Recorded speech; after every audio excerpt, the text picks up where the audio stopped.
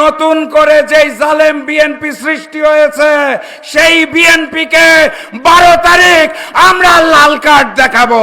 London থেকে একজন মুফতি এসেছে, জানেন তো আপনারা? আসার পরে উনি নির্ধারণ করছেন কে মুসলমান থাকবে আর কে বিধর্মী হবেন।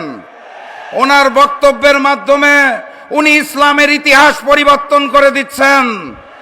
আমি আজকের এই বক্তব্যে ওনাকে ধন্যবাদ জানাতে চাই, কারণ উনি গতকালকে একটি সঠিক কথা বলেছেন।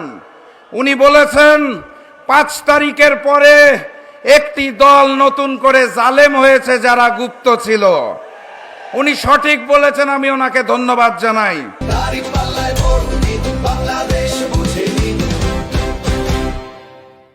ট্রান্সপারেন্সি ইন্টারন্যাশনাল বাংলাদেশ টিআইবি একটি রিপোর্ট দিয়েছে।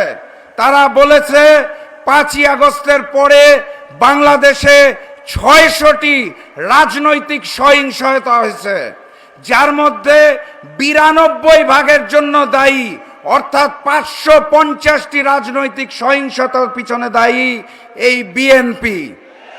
তাহলে জালেমের নাম কি? জালেমের নাম কি?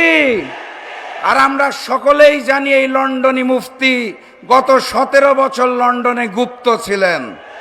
অতএব উনি সঠিক বলেছেন, নতুন করে যেই জালেম বিএনপি সৃষ্টি হয়েছে সেই বিএনপিকে 12 তারিখ আমরা লাল কার্ড দেখাবো।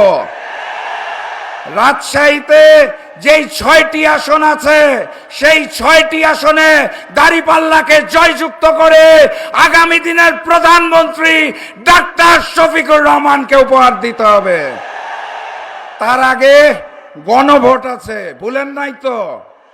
গণভোটে গণভোটে গণভোটে আবারও দেখা হবে বিজয় আপনাদের সাথে।